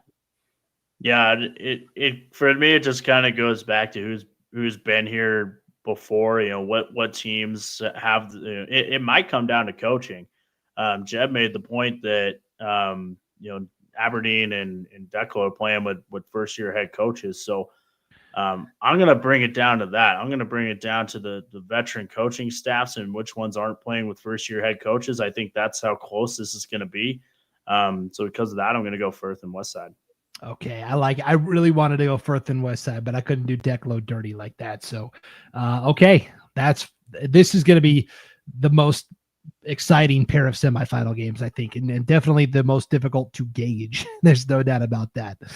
All right, let's go to the 8-man ranks, guys, where we had some just amazing battles. Real quick, one last championship prediction here from Paul Ward. He says all East, Firth and Westside. Hey, no matter what happens, it's going to be an all East Idaho final, but he'll take Firth and Westside just like you, Lucas. Okay. Here is the 2A bracket, guys. You will see here it is number 1 Butte County, number 4 Hagerman, number 3 Kendrick, number 2 Logos, all chalk. But again, 3 of the 4 teams had nice, easy paths. One did not. One had a nail biter, and we will get to it in just a second. But let's start with the game that happened on Thursday night. It was the only Thursday night game that took place in the state of Idaho in Arco, as the Butte County Pirates hosted the Rimrock Raiders. 72-21 final. Razor Duke, 150 yards rushing, 4 touchdowns on just 7 carries. Lucas, he ran the ball 7 times. 4 of them ended with him in the end zone. Yeah, that's incredible. We talk about completion percentage all the time. Archibald 204, that's pretty good. 7 carries, 4 touchdowns. That's pretty incredible. Also had 3 sacks in the game as well. Well over the 100-yard mark, and so he has that breakaway speed. You can see there. So that's an incredible game. I mean, that's filling up a stat sheet, and especially when your team wins by that much. 72 points. Tells you that he was on it and he was on early, right? That's what that stat line tells you, because that tells you, you look at the score and his stat line probably says he didn't play a whole lot in the second half because he got all his work done in the first half. Yeah, Ross and Twitchell, a less impressive 8 carries for 140 yards and 2 touchdowns. Both those guys, Twitchell and Duke, rushed for over 1,000 yards this season. I'm going to call him a bum there for a second. 8 carries, 140 yards. What a jump. Yeah. Yeah, chump change there. I did want to give a quick shout out to Ronaldo Gomez from Rimrock. He has been one of the best players in Rimrock history. He has scored, I think, like roughly 80 touchdowns in his high school career, passing, rushing, kick return, defensive. He came in his sophomore year and kicked like a 38-yard field goal, which is he's just a great kid too. Got hurt in this game, tried to come back in on a gimpy ankle and was hobbling around and just couldn't finish it out. And so that was kind of a bummer to see there. But man, Ronaldo Gomez from Rimrock, really fun player to watch as his career comes to a close. All right, bottom half of the bracket. This was an all in North Idaho. 3 of the 4 teams were from North Idaho. These were the 2 games I was broadcasting last week, guys. So I'll just kind of give you my thoughts and opinions here. We had Logos defeat Grace 58-18. Logos is 9-1. Seamus Wilson, senior quarterback, was our IdahoSports.com player of the game. 140 passing yards with 3 touchdowns, 142 rushing yards with 3 touchdowns. That's pretty good symmetry. But really, the key to Logos' success, and it doesn't get talked about a lot, is their defense. They have impact players at every level of the defense. You see there, George Evans, the defensive end, had a strip sack and a forced fumble that was recovered inside the Grace 15-yard line. That was a big swing in momentum in the game. Ryan Daniels in the secondary had an interception on defense, also a receiving touchdown on offense. Seamus Wilson is a lockdown corner defensively. And then the linebackers, Gunnar Holloway and Ben Carlson, are both outstanding sideline to sideline players. This Logos defense is for real. Do not undersleep it. For Grace, Braden Kimball was the star. 3 catches, 120 yards, 2 touchdowns, had 41 rushing yards as well. Grace didn't have their head coach. James Newby was ejected the previous week because the Grace coaching staff, not Coach Newby personally, but the Grace coaching staff picked up 2 personal fouls.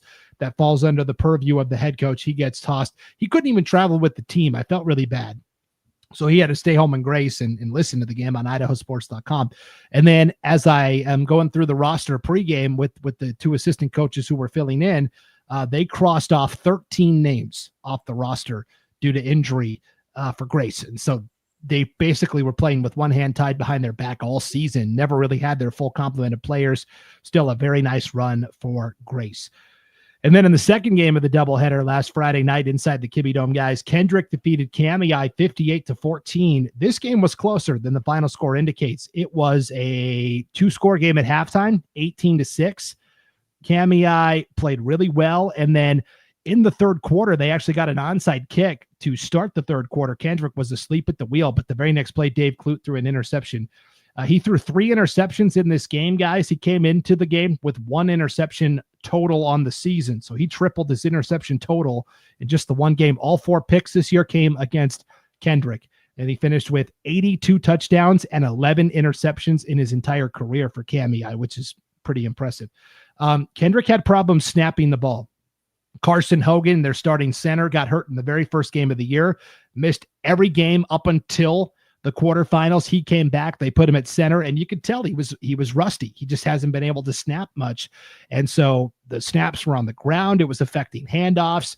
Coach Zane Hobart was very fired up at his guys and tried to get them motivated. They did end up pulling away. Sawyer Hewitt rushed for 123 yards and 3 touchdowns. But man, I'm very interested to see if they give Hogan another go at center, or if they move him to guard and put Travis Hicks, the backup center, back in, because they had a lot of problems snapping the football. But Kendrick survives and advances. They're going to have to be a lot cleaner and a lot crisper against a good Logos team in the semifinals. Those are my North Idaho thoughts. Ryan, you also are a North Idaho guy. Do you have anything else to piggyback on that?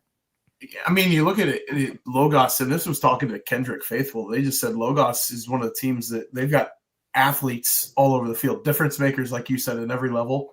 They're going to out-athlete almost anybody left in the bracket. So it's going to come down to coaching and scheme. And then I look at Kendrick, and, Kendrick had that tough loss to Logos earlier in the year. It's going to be on grass, not on turf. It's going to be at the old Bengal field in Lewiston. So that's going to be kind of the old stomping grounds. Kendrick loves playing there. I know that.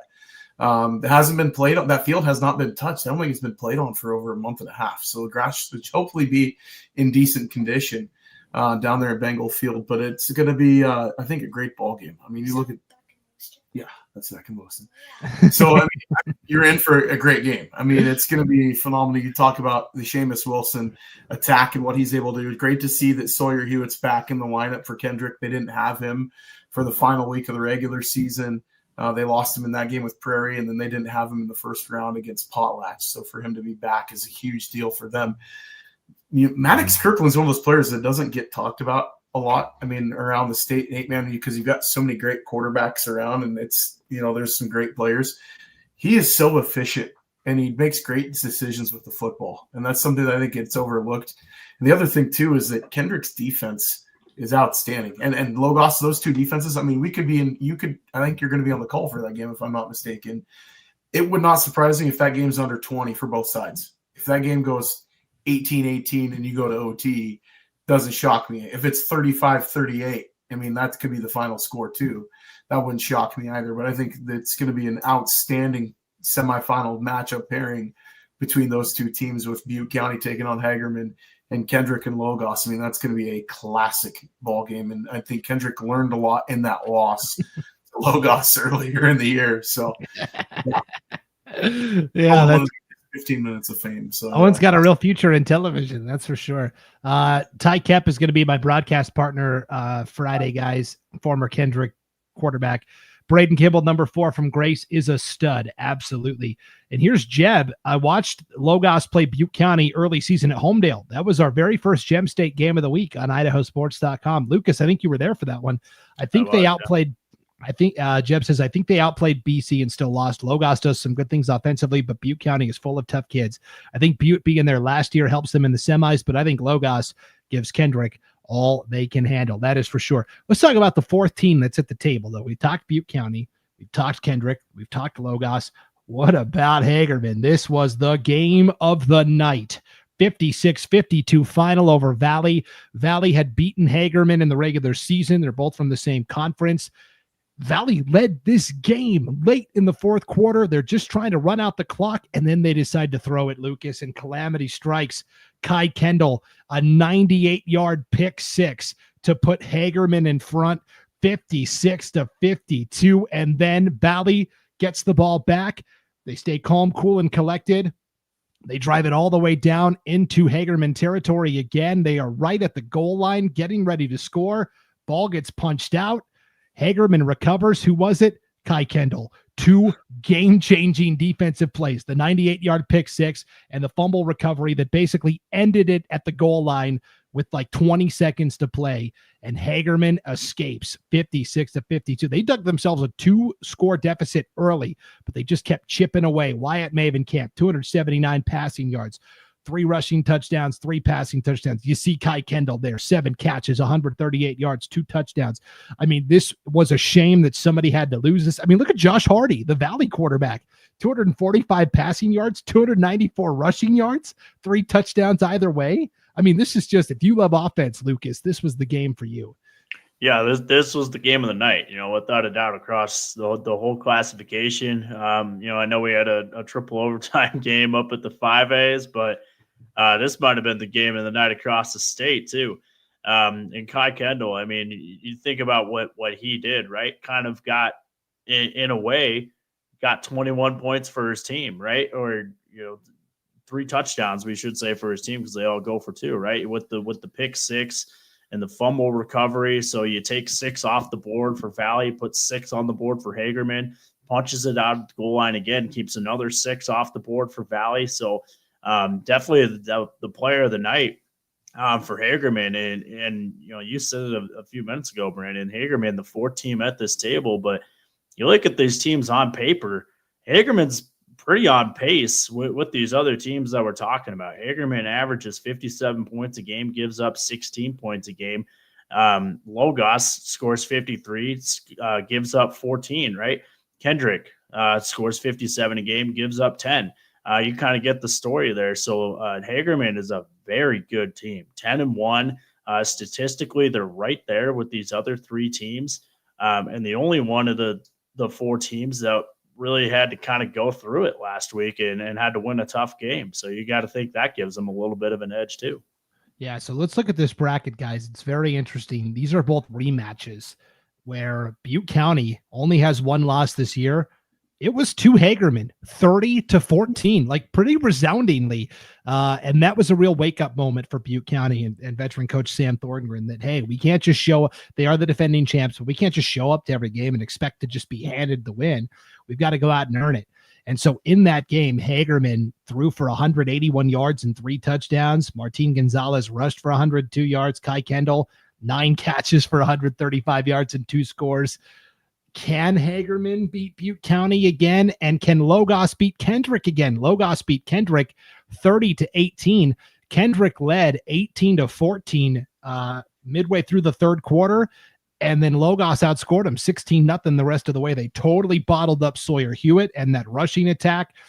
And so, Ryan, I'll start with you. What are your official semifinal picks here on rematch weekend? Ooh, I'm going to take, it's in the ICC. I'm going to go Butte County on the top side. I think that's going to be an outstanding ball game. I mean, Hagerman's got some dynamic athletes between Mavenkamp and what they've got out there. That team is just absolutely. Hold on a second. Okay. I had to wait for some. I could hear some background. No, you're fine. So yeah, Butte County up on top. On the bottom half, I mean, this Logos Kendrick game could go either way. I mean, this one's really got me scratching my head more than any other game because I know these teams so well, and in the way Kendrick, I've seen so many of their games over the last few years. They're missing, not having that target in Nathan Twite on the outside it's been difficult to overcome. I think the biggest one though has been missing Tanner Clemenhagen all year. I mean, on the defensive side of the ball, he's playing hockey now for the Spokane Chiefs Junior Hockey Club. And not having him out of lineup, that's been the difference maker, I think, for that Kendrick team is defensively having that slam the door shut Mike linebacker that just absolutely drops the hammer on people.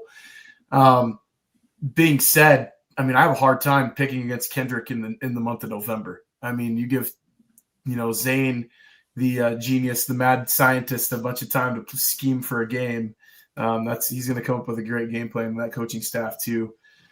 So give me, man, I'm going to take heat from both teams if I pick one or the other two. My DMs are going to blow up. I'm going to go Kendrick Butte County in the championship.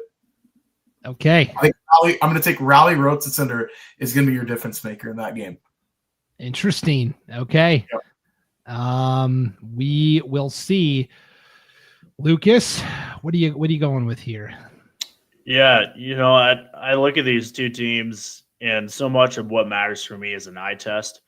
I've seen Butte County and I've seen Logos. It was that game that Jeb mentioned a few minutes ago in the comments. And I think he hit it spot on. I think Butte County's come a long way since that first game of the year. That game was all the way back in August. And sometimes for Butte County, losing at the right time can actually really help you. And I think that might have been what happened with this Hagerman game. I know it was a 30-14, but that's not a gigantic margin in 8-man. You could score very quickly in 8-man football. So all that to say, I like Butte County here at the top of the bracket. I just think that, them learning a lot and, out of that loss. And I think Butte County gets it done at the top. And then tough one at the bottom, but I'm going to go Logos here in a coin flip. Okay. That's the only way you decide in this one. Yeah. Yeah. Yep. I'm with you, Lucas. We've been pretty in sync tonight. I'm going Butte County. I think the Pirates are focused and on a mission. And I saw both Logos and Kendrick play last week, and Logos looked like the better team to me on the field. And, maybe this is going to be the fuel that Kendrick needs, but I have some questions about Kendrick after that game I saw last Friday. So I'm going to go Butte County Logos season rematch, or a rematch from that season opener in Homedale, a game that Logos led by 2 scores, and then Butte County came back in the second half. Really fun game. Let it get away from them. Yeah, you're right. Yeah. So I'm all about the rematches here in the final weekend of the season. Okay, guys, let's wrap up with the 1A bracket, and then we'll get out of here. It is Cary, the number 1 seed, Garden Valley, the number 5, Dietrich, the number 2, Tri-Valley, the number 3 seed. Well, Lucas, death taxes and Cary Panthers football. Oh boy, 86-8 over Wallace. The running clock was requested to be put into effect in the first quarter, and they obliged. Wow. And so the story I got was that Wallace kind of asked to, they were already down like 40 something and just said, hey, just get the clock running and so we can get home in a decent hour, because it's a long trip. Boy, 86-8. Look, you love this efficiency, right? 3 of 3, 77 yards, 2 touchdowns for Preston Wood. That's pretty good. Yeah, that's not bad. Yeah, 3 of 3. That's 100% completion percentage. Doesn't get any better than that. And this game was over basically from the time they kicked it. So, but if you're a Cary fan, you love to see that from your team. Being ready to go out of the gate in the first couple minutes. You hit the ground running, you're full bore from the time you kick that thing off. So Cary absolutely rolling right now. And we'll see if they can start off the same way here this weekend. And when Cary plays at their best, they're the best team in this classification, and they were their best last weekend. Yep.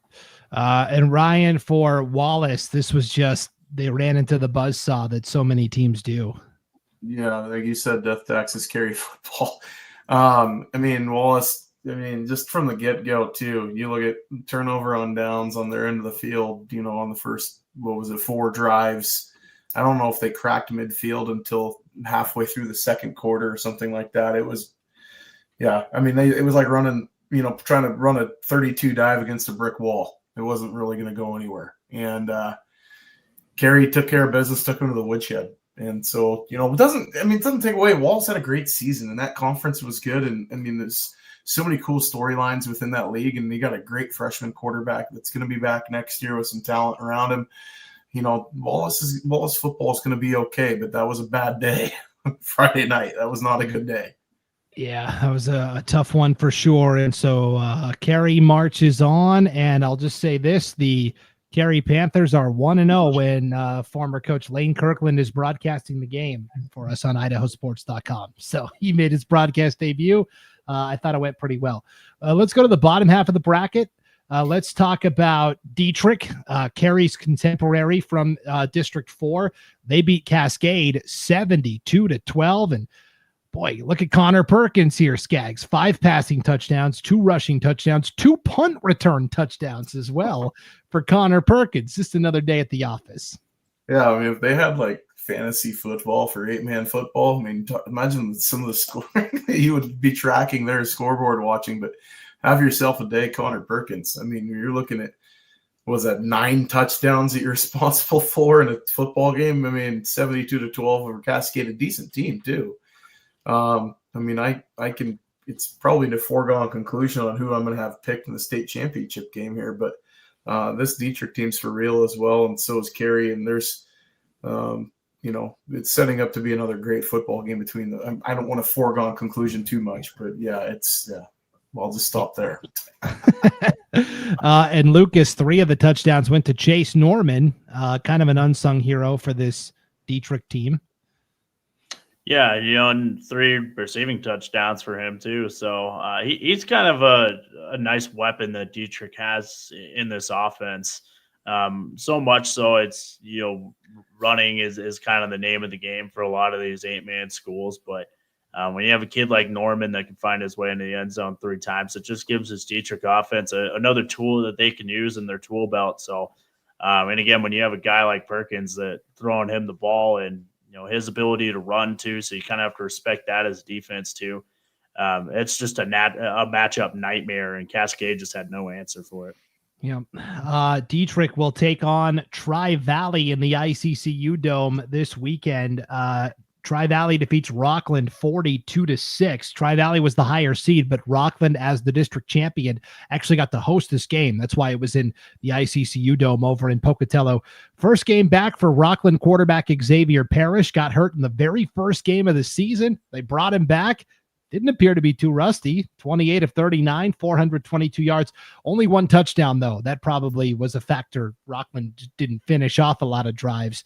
And for Tri-Valley, I mean, look at Jace Wagner did so much. We had to make the font extra small and give him an extra line. 115 rushes, 241 yards, 2 touchdowns. And on defense, 2 interceptions, 2 forced fumbles, 2 fumble recoveries. That's impacting both ends. Right, Ryan? Yeah, I mean, the kid likes having his name called. Good grief! I mean, you have stat lines like that, dude, you're gonna be playing on the football field no matter, you'll be starting no matter where you're at. But yeah, this Tri-Valley team, I mean, you look at one of the complete teams of 8-man football. These guys have been great all year, and quietly doing so. I think that they've kind of snuck under the radar a little bit, that they're looking to play the role of shocker. Coming into this semifinal round, and Gage George, has a touchdown and an interception on defense. If you have a defense getting 6 takeaways in a football game, your quarterback is that efficient, or your running back's that efficient in the game, I mean, good grief, you're going to have a tough time losing ball games. So hats off, though, to Rockland for having a good season. Xavier Parrish had himself a great ball game, too, throwing for 422 and a TD in that one. But just too much to overcome with the complete Tri-Valley team. Yeah. So Carey has 1 loss. It was to Butte County. Dietrich has 1 loss. It was to Carey. Tri-Valley has 1 loss. It was to Council. So we're like, okay, cool. Council's probably going to be that 4th semifinal team, right? Not so fast, my friends. All District 3 quarterfinal, Council, Garden Valley. Something about Coach Jason Yearsley and the Wolverines this time of year. They just always seem to find a way. 22-20, the final. This game really swung, guys. Council gave up the ball. They had like 4 fumbles in this game. They were actually driving to take the lead. They fumbled. Trevor Korn picked it up and took it back for a touchdown. Council got the ball back, drove again down inside the 10. They fumble a second or they get turned away on downs. So Council had 2 cracks inside the Garden Valley 10-yard line in the fourth quarter. Couldn't cash in on either one of them. And so Garden Valley, by virtue of converting one more 2-point conversion than Council, wins 22-20. This was a classic game, Lucas.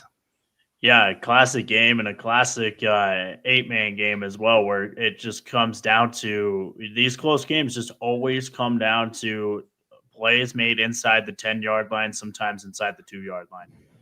That was the difference in this game, right? A 2-point game, and Council had their opportunities, but the Garden Valley defense stepped up when it mattered most. So they're the ones that end up moving on, but just a great game between these two teams.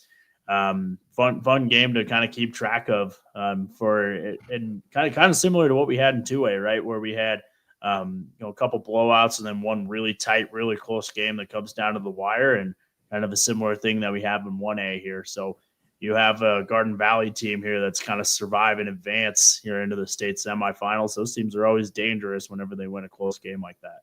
The 3 touchdowns for Garden Valley were all like 60 yards plus as well.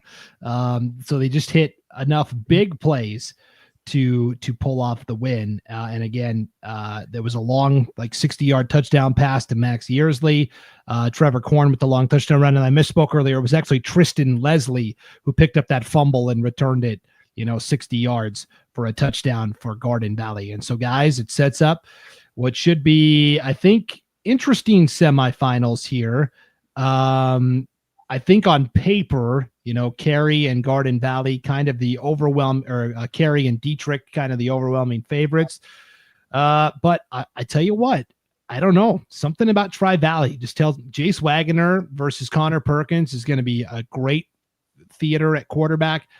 Give me Tri-Valley. Why not? I'll go the upset. I'll go Cary versus Tri-Valley. They've had some battles over the years in yesteryear in the playoffs. So we'll see. Cary Dietrich also would not surprise me. But Lucas, what do you got? Yeah, I like Cary and Dietrich in this one. I think just keeping track of this classification throughout the whole year, watching these two teams play, I think they've been the clear-cut 1-2 in this classification. I think they've been on a collision course for a state championship game all year. Ryan? I'm going to go Cary. But I will say out of Garden Valley, I mean, the coach at Weiser was really missing out on something. He could have gone after Trevor Korn and had Cobb and Korn on the same team. Nearly has his market on Korn jokes. But, I'll go Cary on the top, and then on the bottom, I'm going to take Dietrich and the shocker. And then I'm going to pick both those teams to play for the state championship. But there we are. Cobb and Korn. That's the kind of analysis you can only find at IdahoSports.com. I told you it was a reach saying that we were going to have an intelligent football conversation when you mentioned my name at the beginning of this. Hey, I'm just going to say, I think this was our best postseason edition of Gem State Game Day yet. And I think we all know the reason. We had a lot of East Side. Well, no Scott Burton. We had no Paul Kingsbury. And, we talked a lot about East Idaho. There's a lot of East Idaho teams that are still in the running. But it was refreshing to hear other people not named Sean Kane talk about the teams from East Idaho for a change as well. So I'm just throwing darts at everybody here. Equal opportunity, yeah. Yeah, right. You got to jump on next week here, Skaggs. Otherwise, we're going to get torn apart. Yeah, the North teams better not let me down. So yeah. Yeah, East Idaho definitely is winning right now in terms of number of teams left. And the Magic Valley kind of surprisingly has 6 teams playing in the semifinals too. So they might be number 2 on the leaderboard. We shall see. Okay, one last comment before we hit the door here. Hey, Lee J. Cook from Cary High School. Great job, guys. Go Panthers. Yeah, should be a fun one. I think they play on Thursday. But it's going to be a great weekend of action, 12 semifinal games, all of them on IdahoSports.com. We are bringing you audio broadcasts of 11 of the 12 games, one video broadcast, guys. That Lakeland Hillcrest battle, you can tune in and watch that on IdahoSports.com, and we are giving it the full gamut. Just like a Gem State game of the week. We're going to have multiple camera angles. We're going to have enhanced graphics, all sorts of great stuff. So again, to find out when your favorite team is playing, just click on the Game Streams tab on our homepage at IdahoSports.com. Big thanks to everybody for tuning in tonight. One final request before you duck out. If you could hit that like button and share this when it's all said and done, that'll help everybody who wasn't able to be here live find this a little easier on replay. But for Lucas Gebhardt and for Ryan Skaggs and for Owen, thanks for being a trooper tonight, buddy. We appreciate it. My name is Brandon Maney, and we will see you for the semifinal, actually the championship edition of Gem State Game Day next week. Enjoy the semifinals, everybody. We'll see you next time on IdahoSports.com.